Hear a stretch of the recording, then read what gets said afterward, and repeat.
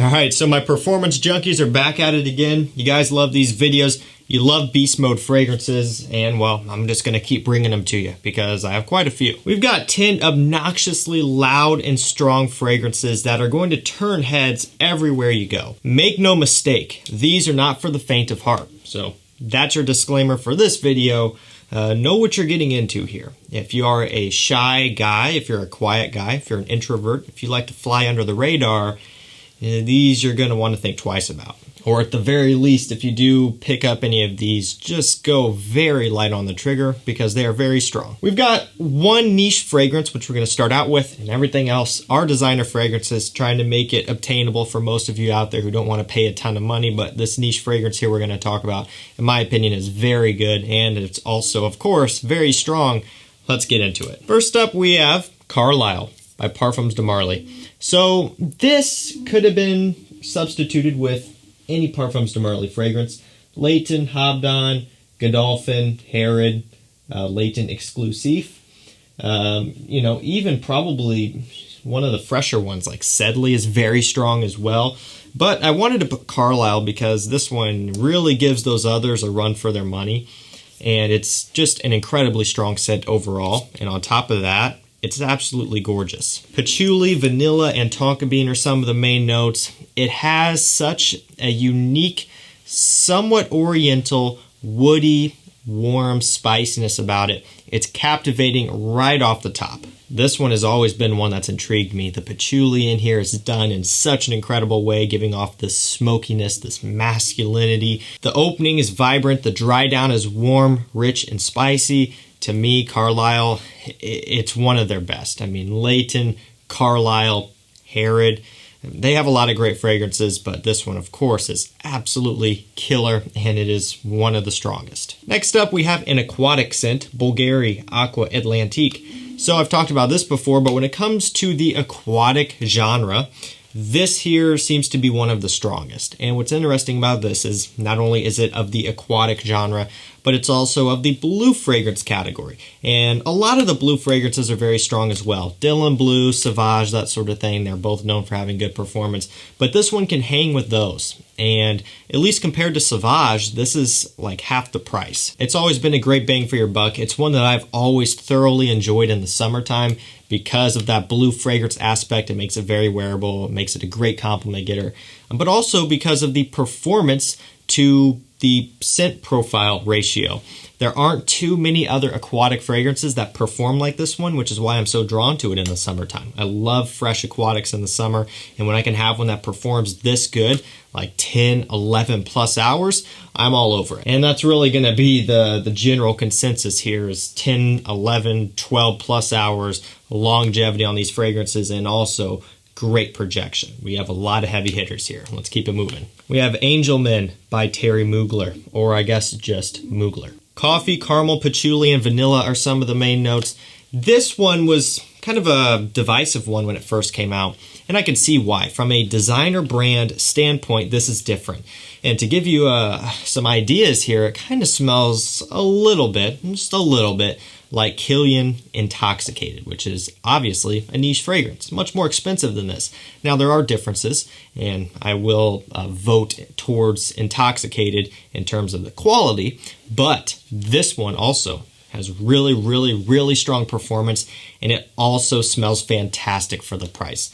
It's hard to go up against niche brands from a designer standpoint, but this one, it does surprisingly well. If you like coffee and fragrances, if you like sweetness, but you also like just a masculine, woody fragrance as well, this is one you would want to look into. Keep in mind, it's different, it's unique, it's not your typical men's fragrance, but it is really, really good and incredibly strong. Next up, Versace Eros Parfum. Mint, apple, and vanilla are some of the main notes. So out of all of the Eros fragrances, the Parfum has been rising to the top for me. It's one that I've been loving so much lately. I really am a big fan of Flame. I like Flame. When the EDP came out, I really enjoyed that as well because it was essentially kind of just repairing the damages done to the eau de toilette over the years. But this new Parfum is next level. It has pretty much the same note breakdown of Eros, although I think it's missing some notes compared to the original. Seems as though they took some out. but it has the mint, the apple, vanilla, that sort of thing, amber, tonka bean.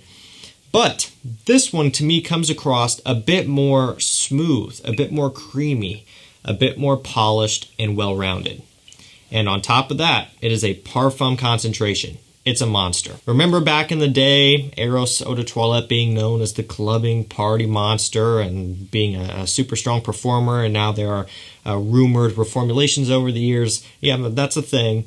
And if you want to get back to a similar performance profile of the original before it was reformulated, the Parfum is a great way to go. And for me, kind of an improvement. It's smoother, it's more well-rounded. I really like how it comes across.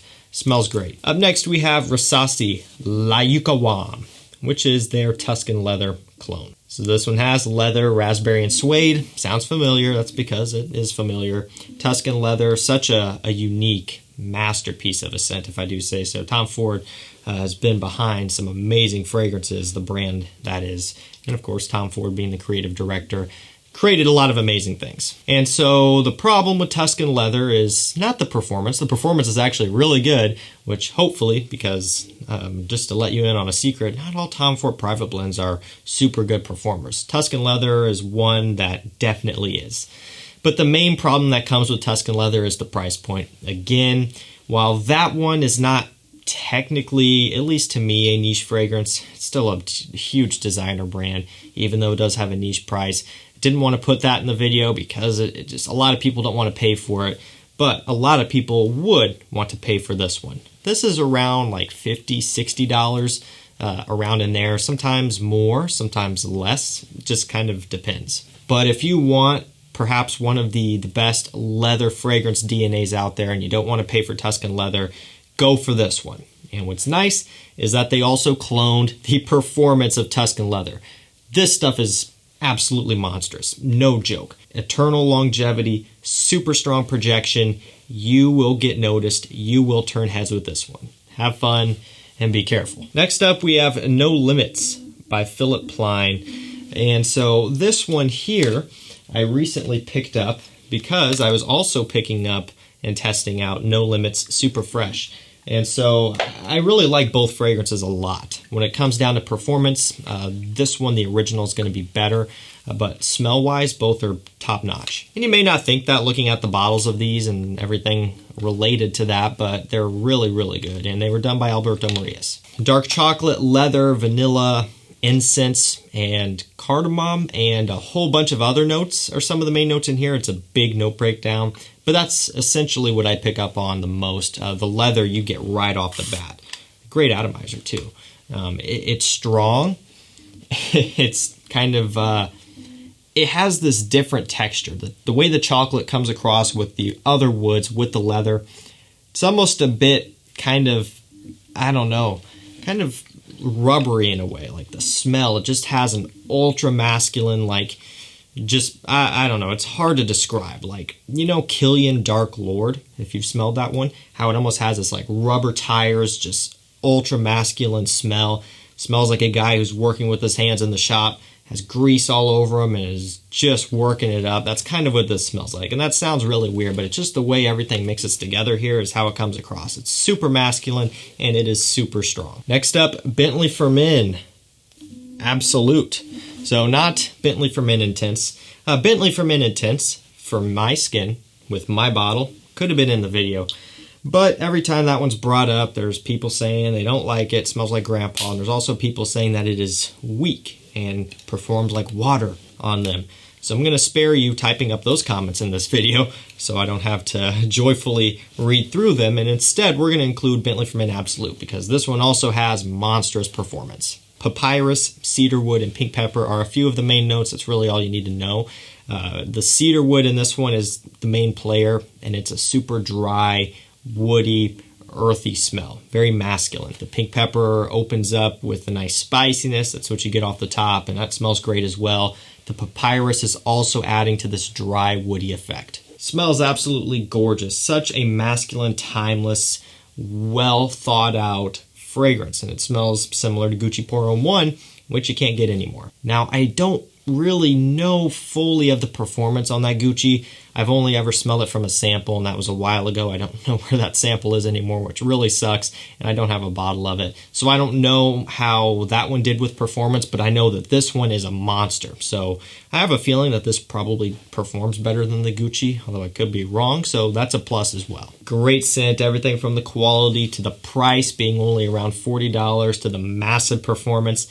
This here, to me, is a fantastic pickup. Up next, one I've been talking about a little bit here, Sauvage Elixir. I just did a 10 reasons why you should buy this if you are interested in that. If you need a little bit of persuasion in one way or the other. Again, the price is an issue, but at the same time, for this video in particular, talking about a scent that's absolutely just doesn't go away, Sauvage Elixir has to be in here. This one has sandalwood, licorice, nutmeg. Is that what it is? There's spicy notes. I don't know if it's a nutmeg. I don't really think it's a cinnamon, although it could be, but it's something along those lines. I don't think it's a pink pepper. But essentially, it's a creamy, woody, warm, and spicy fragrance. Quite a bit different, if not almost completely different than Sauvage Eau de Toilette. So they've really kind of gone through their courses here, and they've created something that is just a much more mature, much more classy, much more high-end smelling version of Sauvage. And so if that's what you're after, and you also are okay with having a fragrance that is like just obnoxiously loud and that turns heads, then you will really like this one. Almost done. Next up, Guerlain L'Homme Ideal L'Intense. Almond, smoke, chili pepper, and leather are some of the main notes. This is my lame clear bottle. If you look on like Fragrantica and actually a lot of the discounters still, I believe a lot of them have the old style bottle, which is all black. Looks 10 times better. I don't know what the idea was with going to this. I don't know if they were trying to make it look like the rest of the line, because I think all the other ones are just a glass like this, or they have some sort of tint to them or whatever. So I don't know. I wish they would have kept the old bottle. That also immediately gets people questioning reformulation. So I don't have an older bottle. I can't attest to that. If you've experienced any sort of differences or they're the same, you can weigh in the comments below. I'm not the person to ask for that. I ordered this kind of hoping I was going to get the black bottle, and I didn't. So, but it still works. It still smells great. Fantastic fragrance. It's smoky. It's very spicy. It's essentially L'Homme Ideal Eau de Parfum cranked up to 12. Why 12? Actually, I have no idea. I think cranked up to 10 is probably what people would normally say, but cranked up to 12. Yeah, it's even more strong, even more powerful in every way, from the smell to the performance. This stuff here, yeah, it's no joke. And it's also worth noting that it is an eau de parfum. You may think it would be a parfum, but it's not. But it's still super strong. And last up for this one, Invictus Victory. I haven't talked about this one here in a while, but I really, really like it. Vanilla, tonka bean, pink pepper, and amber, some of the main notes. It's powdery from the tonka bean. It's sweet and vanillic from the vanilla. Also has the spiciness up top from the pink pepper. You get the idea. It's also a little bit powdery from the amber as well. It comes across very, very nice. For me, easily, aside from Invictus Aqua 2016, the best Invictus flanker. I like it over Legend. I like it over the original. I like it over the Intense. I like it over whatever ones I'm missing aside from Invictus Aqua. I really like it a lot. To me, this is just well done. It smells fantastic. It's kind of following the recent trends of vanilla tonka bean amber. So again, that's nothing new, but it's done really well here. And it doesn't really necessarily smell like anything else. And yeah, it doesn't smell like Invictus either. So for those of you who are not too crazy about Invictus, here you go, an Invictus for you. This one is also an eau de parfum, and it has great performance. You know, it's a little bit more smooth, so it's not going to be attention grabbing in the way of being like super peppery or super strong or anything like that, but it does have just that good performance, the great projection, great longevity, making it one that will stand out, will push out, and will get you noticed. Alrighty guys, there you have it. That is 10 obnoxiously strong and loud fragrances that are guaranteed to turn heads everywhere you go. If that's what you're after, if you're after performance, if you're after head turning, if you're after just full-on crazy obnoxiousness, here you go. I will provide links to all of these down below if you want to pick any of them up for yourself. That would be the place to go. And let me know also, what did I miss, designer or niche? What else would you put in the video that I didn't put? That's going to do it for me. Thank you so much for watching. Stay safe, stay healthy. We'll see you tomorrow with another one. Take care.